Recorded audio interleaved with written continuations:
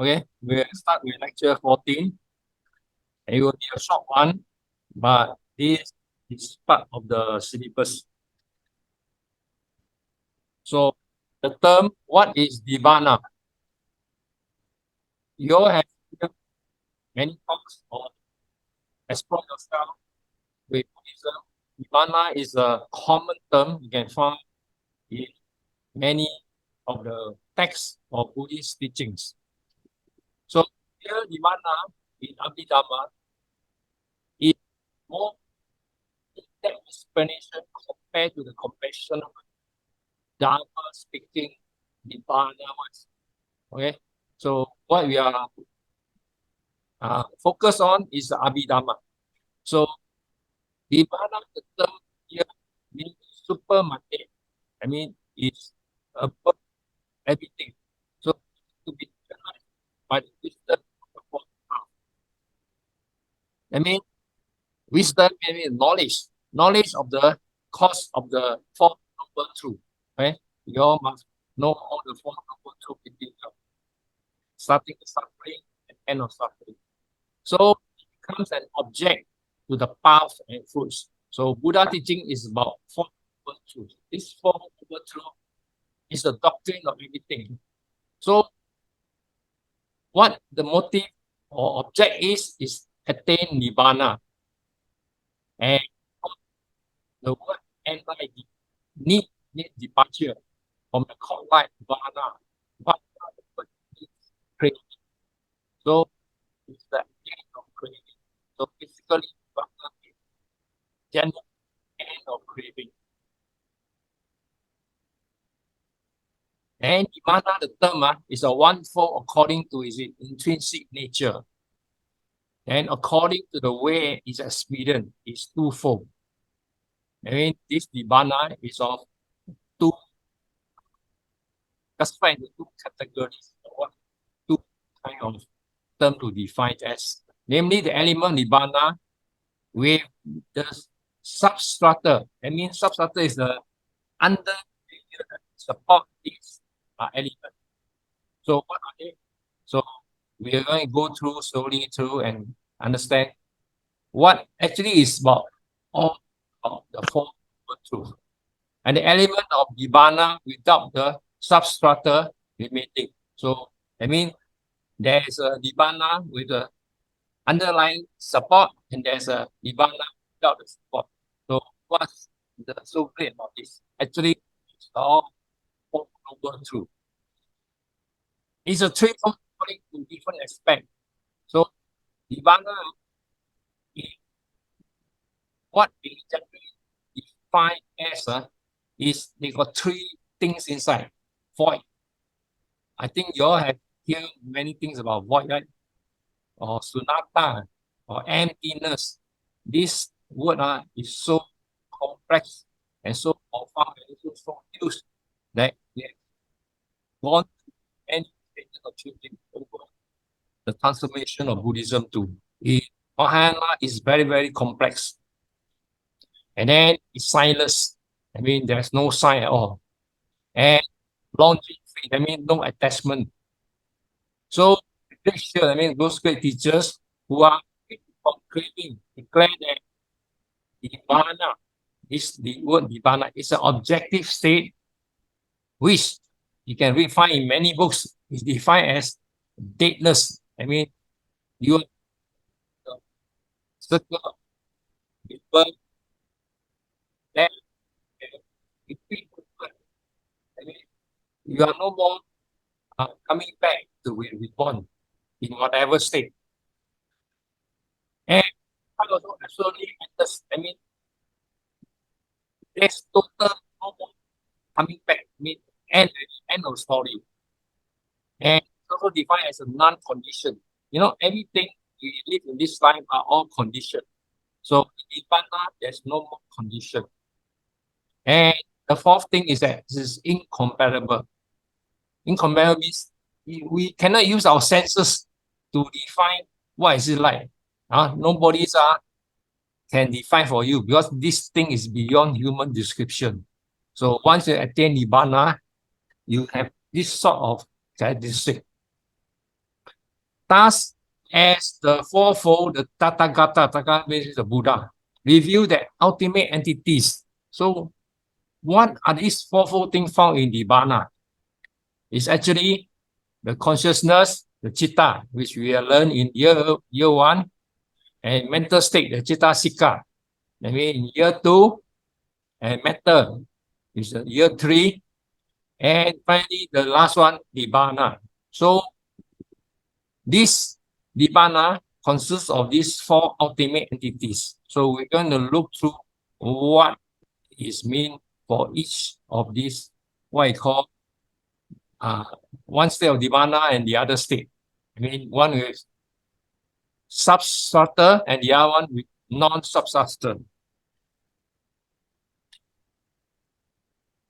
And before we can go further, as the textbook and also my introduction, we need to introduce the word Nibbana. In Sanskrit, it's defined as Nirvana, Nirvana. So this is Sanskrit and it's composed of Ni and Vana. The similar thing as we defined number earlier. This Nirvana from the Pali one. So it's only different in the way of what I can writing. So in a way, when a writing exam, especially for our Theravada, please stick with NI. Okay? Don't go back to the Sanskrit one. So actually it's for us when we read books, author tend to mix with these two terms very commonly. So the particular differentiation, okay? So Vana means waving or craving. So there's no craving, even typically no craving. This craving acts as a cord to connect the seeds of life. Because when you know this, the child dependent origination, the child link, this starts with the craving. Craving is one of the things, the term or the one of the element that cause the cycle to repeat life after life of any particular individual in the course of the wandering samsara. So I can't remember. I think the point that study is so-called. Then the samsara cycle, you have to end it in order for you to attain Nibbana. So basically, Nibbana is end of craving. So as long as one is entangled by craving or attachment, another word for it, one accumulates fresh karmic forces which must materialize in one form or another, or in the eternal cycle of birth and death.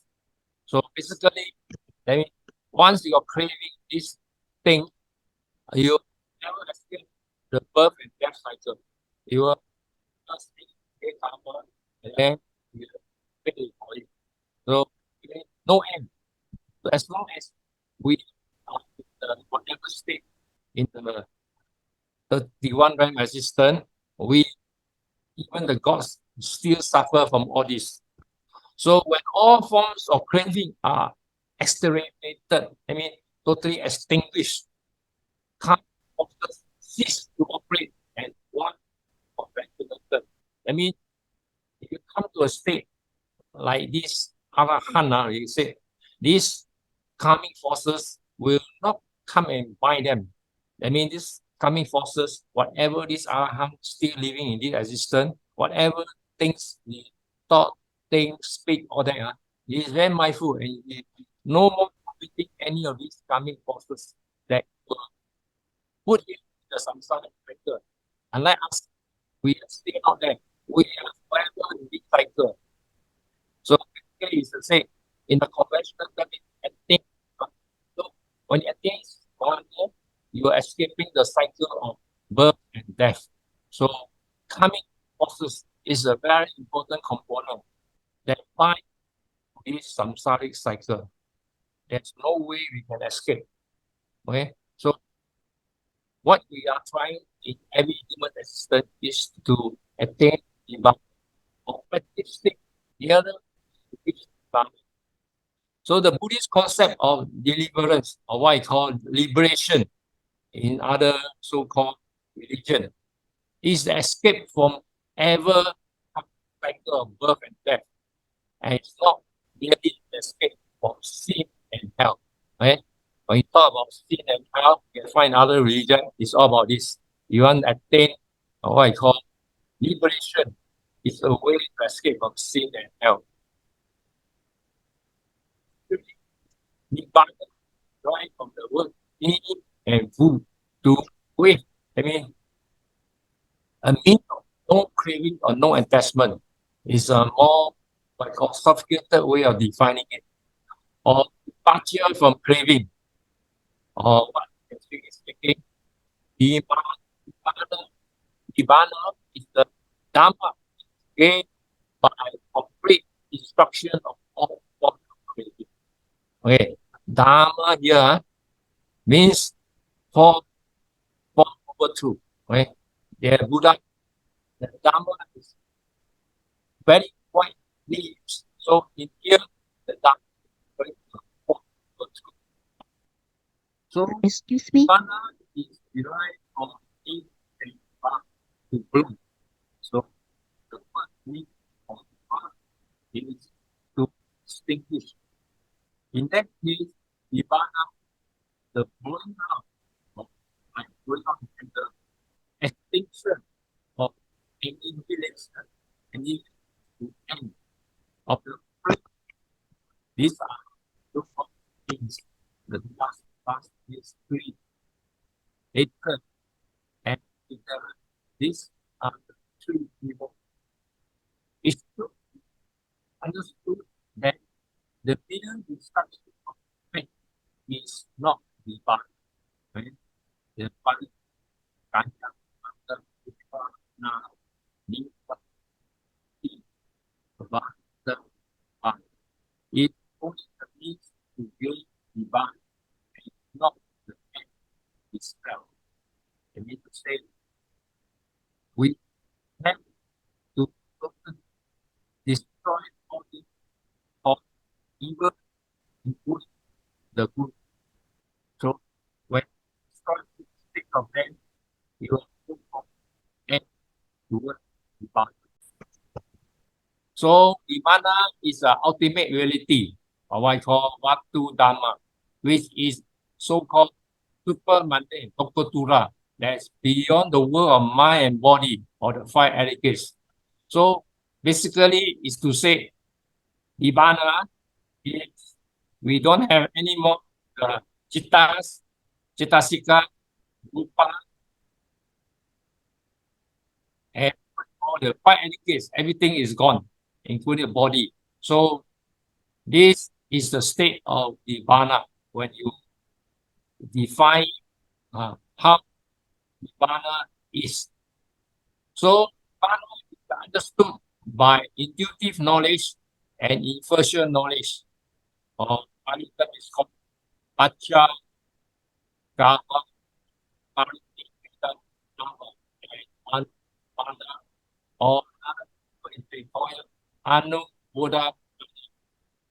So to express both ideas, it stated that Nibbana is to be realized by means of wisdom. So important is wisdom. So everything is thought about wisdom. Come to this state, including other religion, okay? Even in the so-called Vedic or Brahmanism or Hinduism, wisdom played a very significant role in attaining what I call liberation. Here in Buddhist, we also use wisdom as the so-called breakthrough pertaining to the fourth power of sainthood. Fourth power of sainthood means from the first sainthood till Arahant. I mean the power of uh, Sutapati and various stages up to Arahant. And it's the object of the path. So when we cover this chapter, we talk about the fourth thing of sainthood. We will study the various path and the various food attained, especially Abhidhamma. Can you all still remember? I hope if not, you can recall again the path and the foods you will have. So intrinsical the other is a peaceful or santi. And it is so wonderful that we five senses can describe it. It's so complete. As fast as Buddhist came up, I mean, it's so special. So this single Nibbana is viewed as a twofold according to the way it's experienced before after death. So Nibbana you can experience when attain Sukkha or to attain this so-called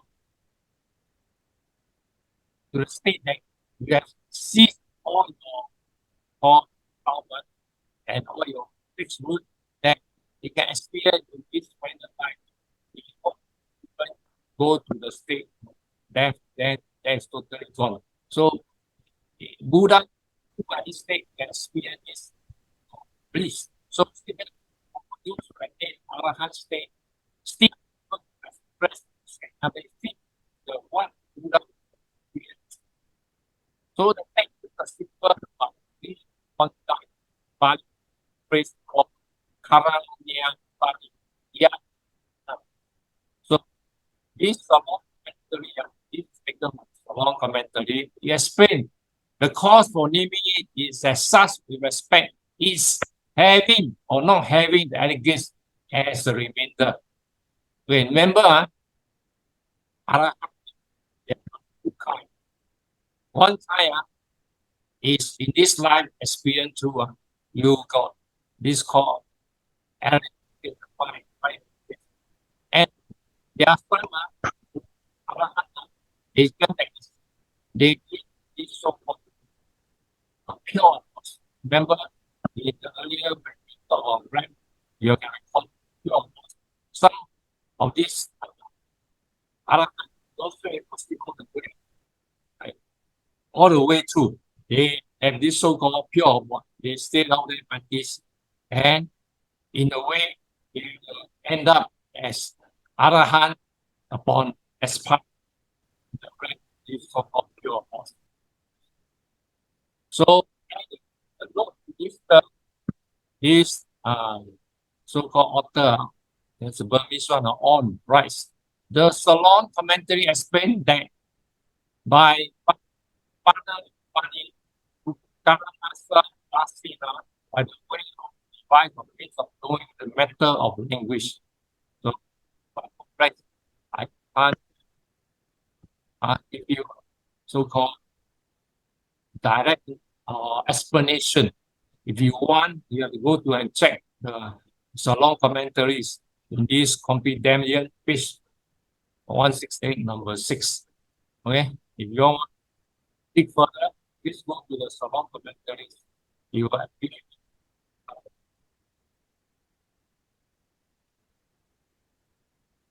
okay, as we spoken earlier, this debug so Brother Lau, yes, excuse me. Please adjust your mic. Can- Adjust your mic.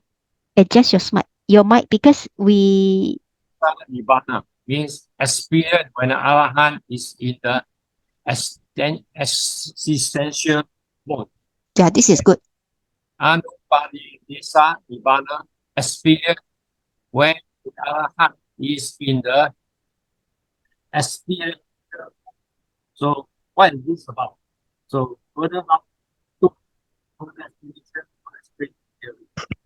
although this is so today the Theravada explain these two kind of Nibbana in a different way. They explain it as both Supadita Nibbana means experience when heart is alive. I mean, when he is still a person and he go to the five allegations, this is a state what I call Sapuidesa.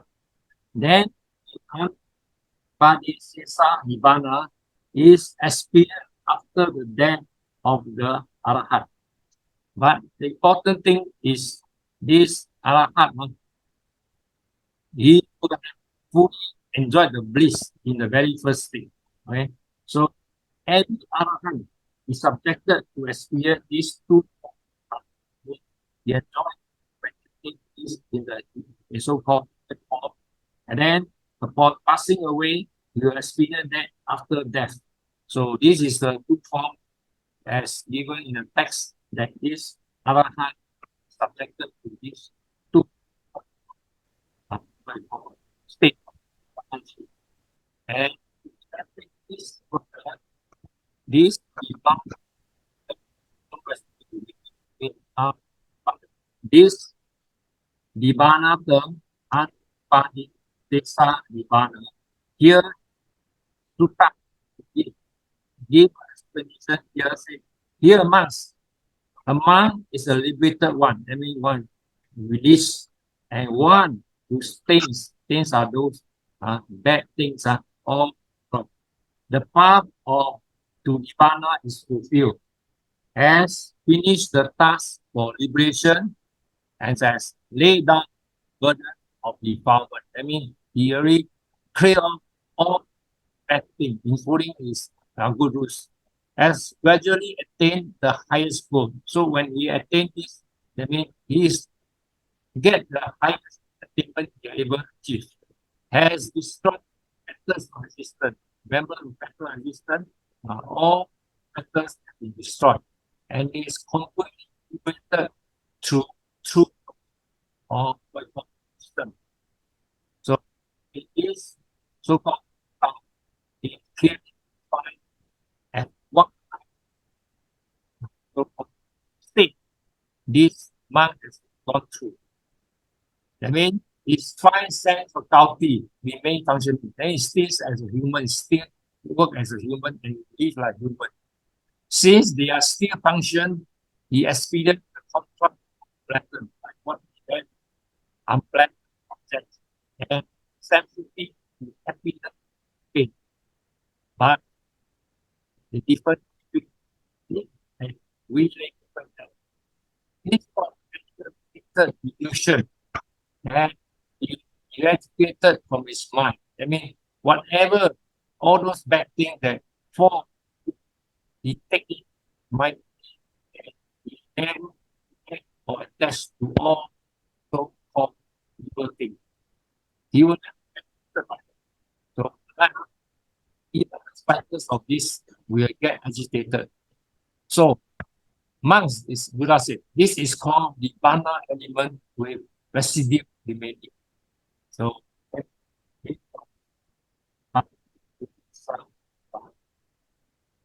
okay, so it is and then the second one is the Bana element with no residue remaining. Monks, as a Buddha, here liberated one who stains, I mean all the bad things are destroyed, and the path to Nibbana is fulfilled, and has finished the task of completion, has laid down the burden of defilement, and clear everything, even drop off everything, has gradually attained the highest goal, has destroyed matters of existence, and has completely liberated by I mean, here is the second stage when he has totally left from this life. In that liberated one's life, all feelings that are experienced, not feeling delighted with gratitude, will get cooled down here, diminished. In this life, again, passing away. But this one, he yes, all these things to carry on his burden. So this is the state where the monk has gone past to the human body and he ended up in the so-called that world. Then he will not be anymore affected by all these so-called human so-called education, whatever that bind on him. So this is called after after death.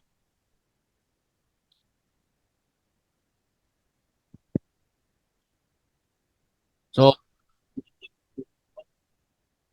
the third Supa Desa.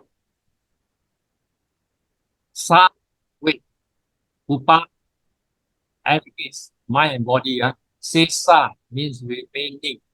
So this word remain to tell you that so-called advocates that remain in the current existence. So Upa right from Upa plus A. Then to take the fight their birthday drugs like plain false view is also signified passion. According to the text and commentary interpretation, Nibbana experienced by the Sotapannas, Sakagamis, the Anagamis, one eternal, is so-called Supa Desa Nibbana, as they have the body and sense passion still remaining. So this young theory defined that if you are Sotapanna, Sakada, you think that this fight for your strength. So Nibbana of Arahant is also Supa Nibbana that yes, they have bodies and faith. It's only the Nibbana of Arahants after the death they start unpatha. He was special by his father. So to say Sapa, you do whatever first they go to Arahant, you have to go through this first step that you have the allegations with you. So it's that complete truth is taken away and just by the Sesa. So basically, just a definition of who so adequates.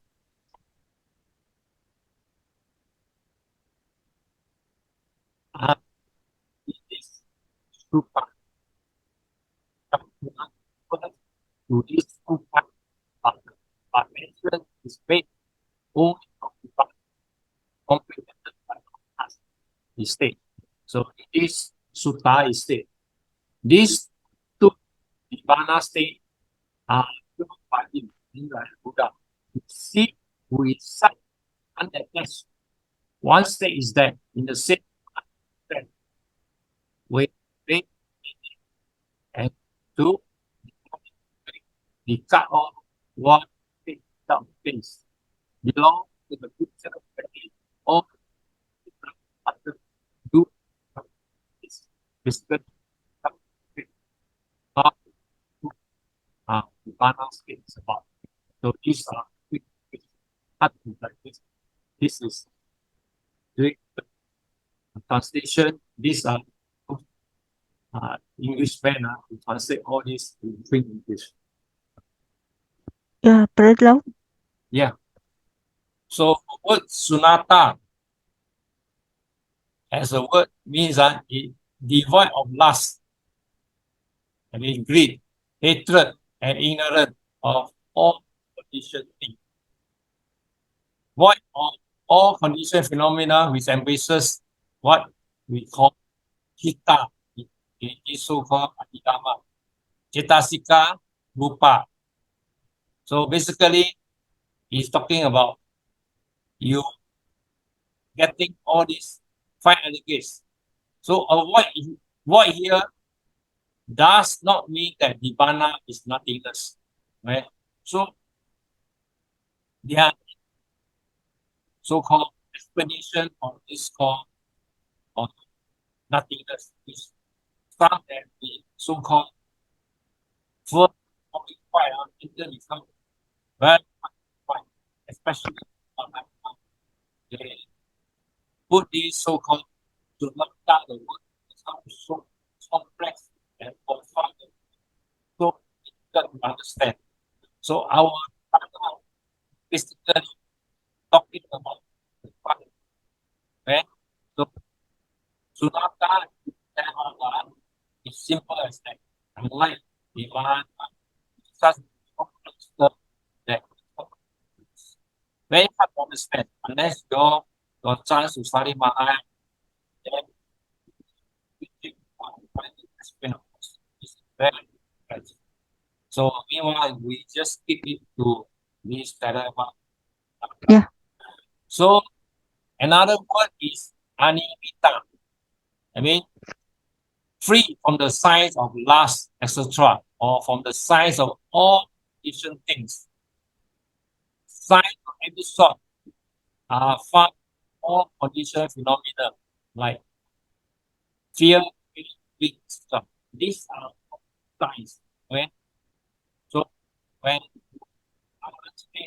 you got no more fear of death, no problem for you.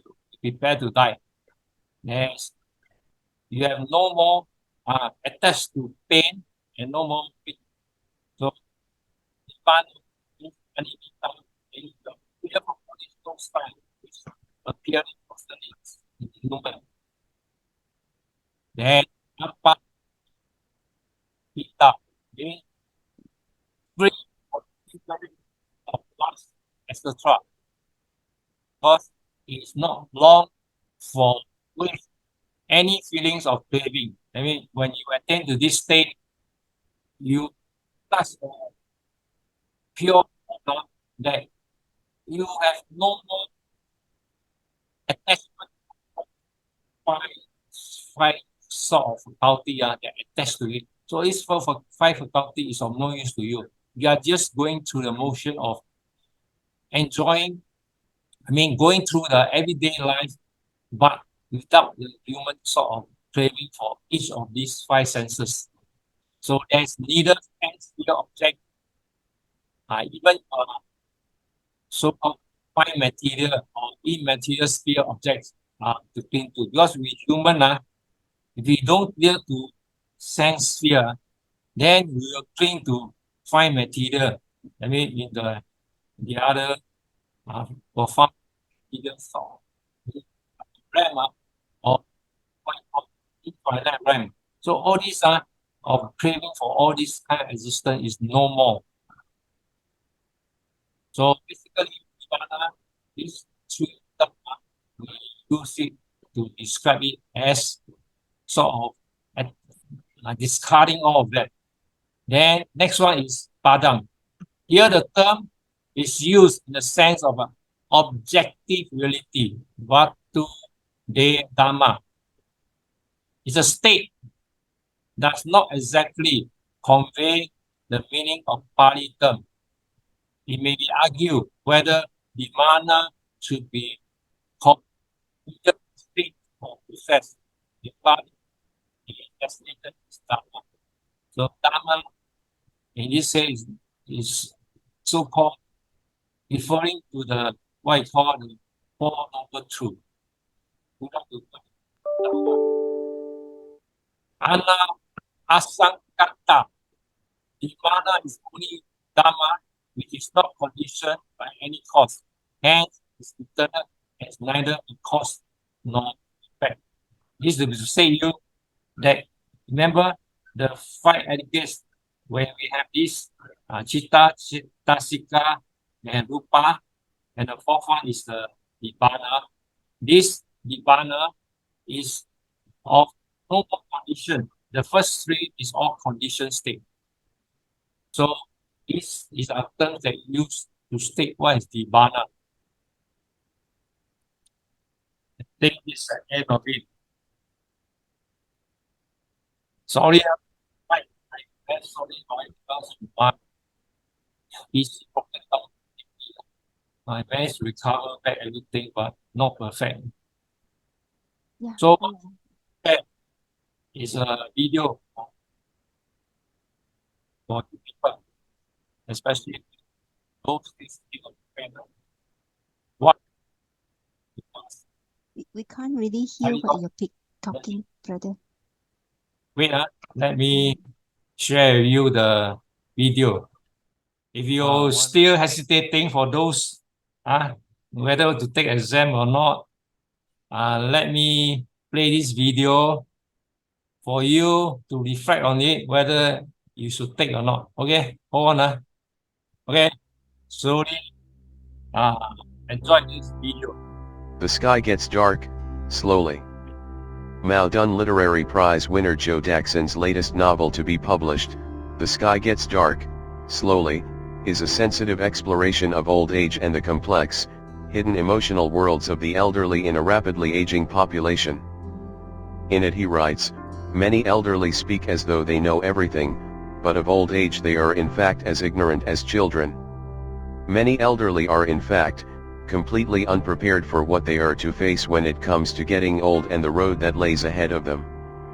In the time between a person turning 60 years old, as they begin to age, right until all the lights go out and the sky gets dark, there are some situations to keep in mind, so that you will be prepared for what is to come, and you will not panic. 1. The people by your side will only continue to grow smaller in number. People in your parents' and grandparents' generation have largely all left, whilst many your peers will increasingly find it harder to look after themselves, and the younger generations will all be busy with their own lives. Even your wife or husband may depart earlier than you, or than you would expect, and what might then come are days of emptiness. You will have to learn how to live alone, and to enjoy and embrace solitude. 2. Society will care less and less for you. No matter how glorious your previous career was or how famous you were, aging will always transform you into a regular old man and old lady. The spotlight no longer shines on you, and you have to learn to contend with standing quietly in one corner, to admire and appreciate the hubbub and views that come after you, and you must overcome the urge to be envious or grumble. 3. The road ahead will be rocky and full of precarity.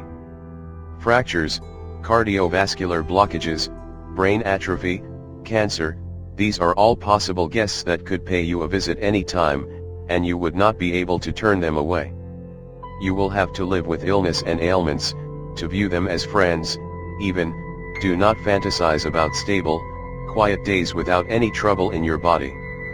Maintaining a positive mentality and get appropriate, adequate exercise is your duty, and you have to encourage yourself to keep at it consistently.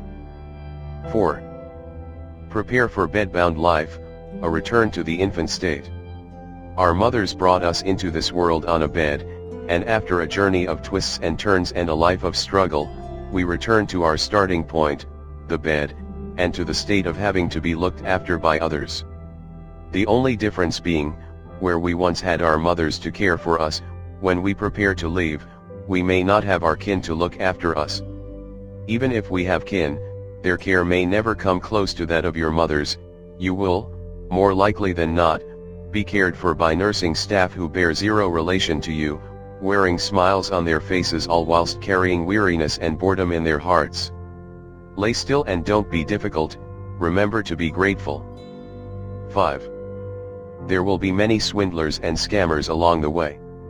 Many of them know that the elderly have lots of savings, and will endlessly be thinking of ways to cheat them of their money, through scam phone calls, text messages, mail, food, and product samples, get-rich-quick schemes, products for longevity or enlightenment. Basically, all they want is to get all the money. Beware, and be careful, hold your money close to you. A fool and his money are soon parted, so spend your pennies wisely. Before the sky gets dark, the last stretches of life's journey will gradually get dimmer and dimmer. Naturally, it will be harder to see the path ahead that you are treading towards, and it will be harder to keep going forward. As such, upon turning 60, it would do us all well to see life for what it is, to cherish what we have, to enjoy life whilst we can, and to not take on society's troubles or your children's and grandchildren's affairs on for yourself.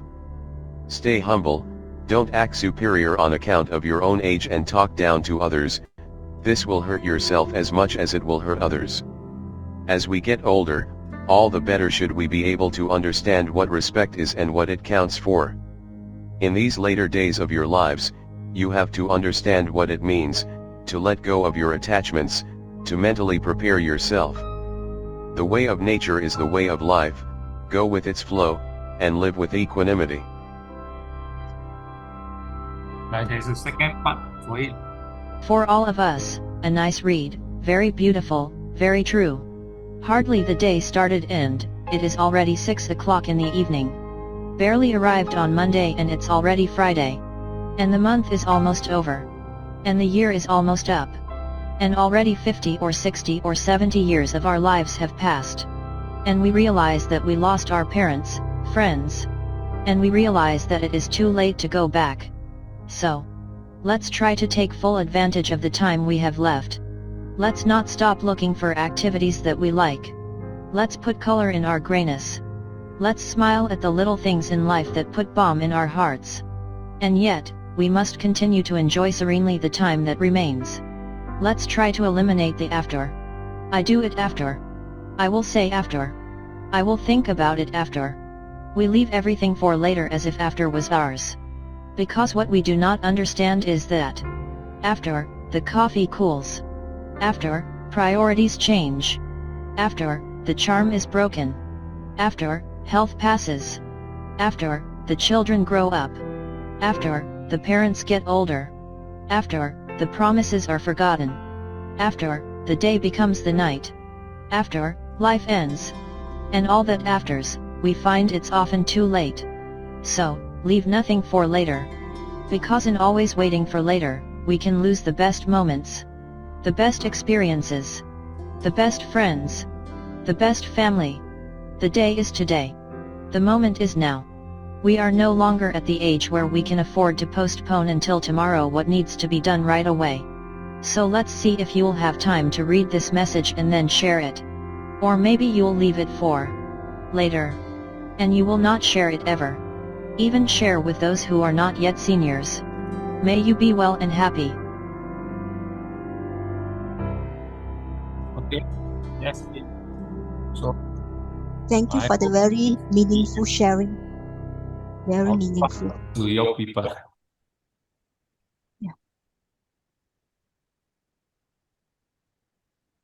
So thanks, Brother Lau, for your sharing. Besides the Dharma knowledge, and also for this meaningful piece of advice. Thanks.